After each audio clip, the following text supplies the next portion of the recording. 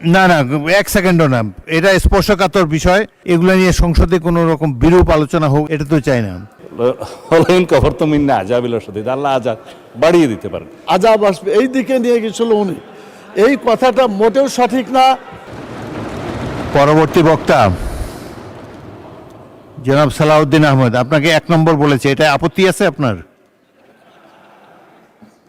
বলেন, স্বরাষ্ট্রমন্ত্রীকে মাইক দেন। মানে স্পিকার, আমি বিতর্কে যাব না, কিন্তু একটা ভুল মেসেজ যাবে বিরোধী দলের পক্ষ থেকে যখন একটা অভিযোগ আকারে বা যে কোনো আকারে বলা হোক যে আমাদের একজন মাননীয় সংসদ সদস্য কোরআন আর আয়াতের ভুল ব্যাখ্যা দিয়েছে।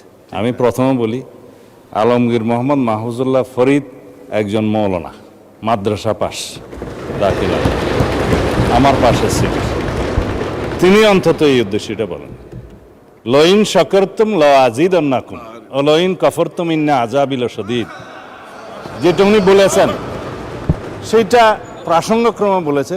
আমরা যদি আল্লাহর নিয়ামতের শুকরিয়া আদায় করি, আল্লাহ আমাদেরকে আরো বাড়িয়ে দেয়। যদি শুকরিয়া আদায় না করি, অলইন কফরতুম ইন্না আযাবিল শদীদ, আল্লাহ আযাব বাড়িয়ে দিতে পারেন।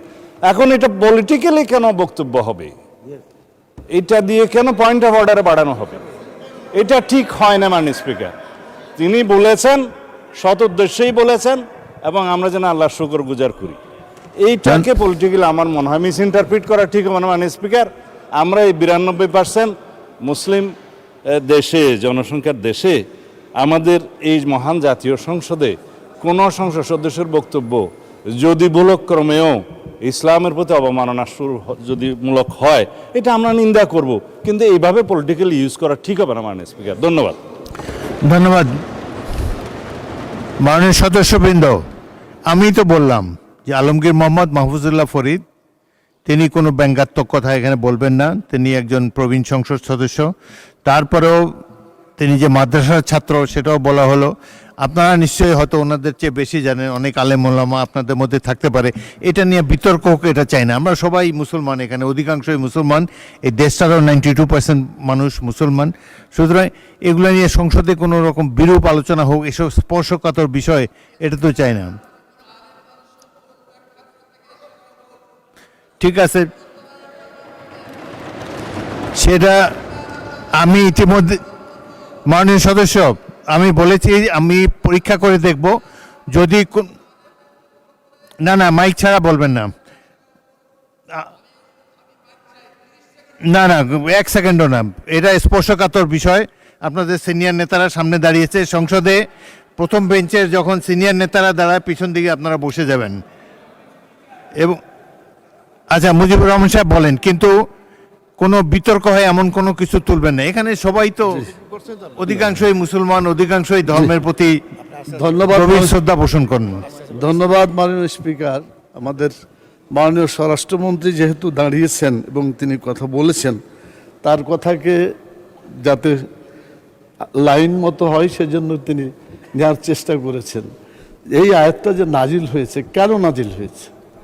এই আয়াতটা নাজিল হওয়ার প্রেক্ষাপট হচ্ছে আল্লাহ তাআলা তার অগণিত নিয়ামত এই পৃথিবীতে রেখেছেন।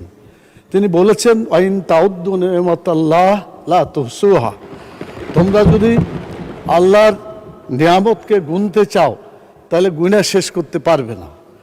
যারা আল্লাহর এই দুনিয়ায় আল্লাহর নিয়ামত ভোগ করছে, আমি কথা বলছি, এটা আল্লাহ আমাকে একটা নিয়ামত দিয়েছেন, অতএব আমার মুখ দিয়ে আল্লাহর বিরুদ্ধে কোনো কথা আমি বলতে পারি না।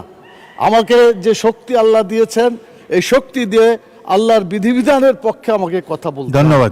মানুষ শেষ করি, 1 মিনিট শেষ হবে।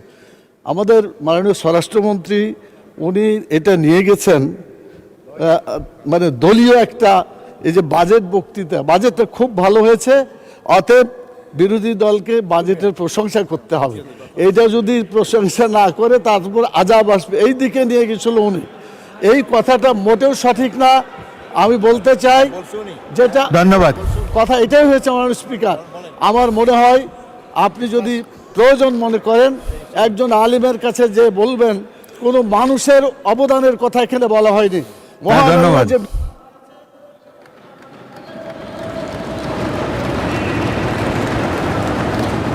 ধন্যবাদ মাননীয় সদস্য বসুন।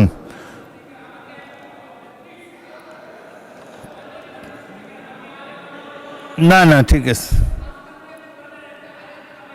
না না আমি এখানে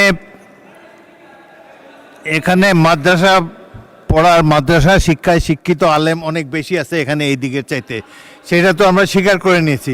তবে আমার এই ট্রেজারি বেঞ্চও দুই একজন আছে, ওই দিন আপনি বলেছেন ভালো, অলরেডি আপনি কিছু জানেন, এটা তো আমরা ধরে নিলাম। এখন আপনি বললে আবার একটা বিতর্ক শুরু হবে।